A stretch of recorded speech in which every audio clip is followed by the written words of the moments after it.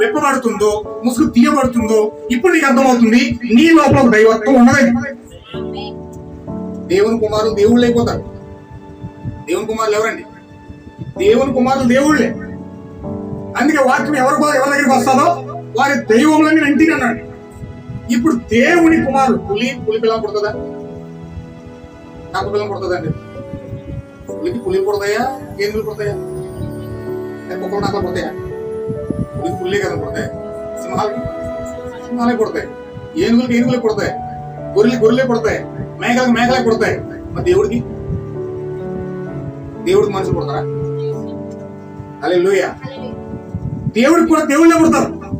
అంటే ఆ దైవత్వం కలిగే భూమి మీద దేవుని కుమారులు ప్రత్యక్షమయ్యారు. దేవుని కుమారులు భూమి మీదకి వచ్చారు.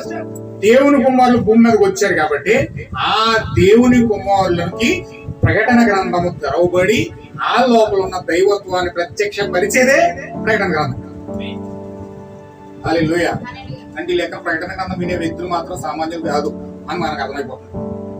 కింద ప్రకటన గ్రంథంలో ఏం చెప్పాడంటే 2 వచనంలో అతడు దేవుని వాక్యం వచ్చి యేసుక్రీస్తు సాక్ష్యం వచ్చి తాను చూచినంత మట్టుకు సాక్ష్యం ఇచ్చాను. సమయం సమీపించినది కనుక ఈ ప్రవచన వాక్యం మీ చదువువాడును వాటిని విని ఇందులో రాయబడిన సంగతులు గైకొని వారును ధన్యులు అంట. అంటే ధన్యత అనేది వివరిస్తే చాలా దూరం వెళ్తుంది. నాకు 2 రోజులు పట్టేది.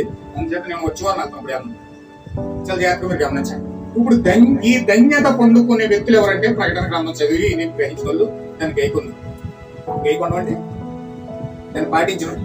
అంటే ప్రకటన గ్రంథం ఎప్పుడైతే మన జీవితాల్లోకి వచ్చి దాన్ని ప్రత్యక్షపరచబడి అది తెరవబడి ఆ వాక్యాన్ని గ్రహించి ఎప్పుడైతే మనం దాన్ని గైకొండకు సిద్ధపడ్డామో మేము ఖచ్చితంగా ధన్యులై ఉన్నాం.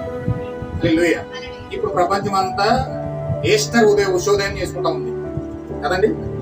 ప్రపంచం అంతా ఏం చేసుకున్నారు? సంఘ శాఖలో డినామినేషన్ సంఘాలు ఏం చేసుకున్నాయంటే ఈస్టర్ చేసుకున్నారు. ఈరోజు ఈస్టర్ అన్నట్టుగా వాళ్ళు చేసుకుంటా ఉన్నారు. మీకు ఆల్రెడీ చెప్పాను. ఆస్ట్రాలజీ ప్రకారం మీరు ఆస్ట్రాలజీ చూస్తే, జ్యోతిష శాస్త్రం చూస్తే ఈ రోజు సంపూర్ణ చంద్రగ్రహణం జరుగుతుంది. ఈ సంపూర్ణ చంద్రగ్రహణం జరిగే రోజునే ఆస్ట్రాలజీ ప్రకారం ఈ రోజు ఈస్టర్ పండుగ నామకార్థ సంఘ శాఖలకు వచ్చింది. నిజంగా ఈస్టర్ అనేది యాక్చువల్ గా ఈ రోజు కాదు, ఈ రోజు చేసుకోవాల్సిన పండగ కాదు. కానీ క్రైస్తవులు ఏం చేస్తారంటే పెద్ద పండగ అని దాన్ని పెద్ద పండగగా చేసుకుంటారు. నేను ఆర్టిఫిషియల్ ఇంటెలిజెన్స్ అనండి, ఏఐ అన్నమాట. ఏఐ అంటారు ఆర్టిఫిషియల్ ఇంటెలిజెన్స్.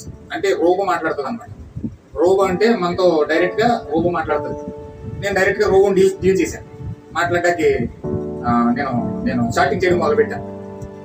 అసలు ఈ యొక్క ఈస్టర్ ఎలా వచ్చింది, దీని చరిత్ర ఏంటి అని మొత్తం దాన్ని మొత్తం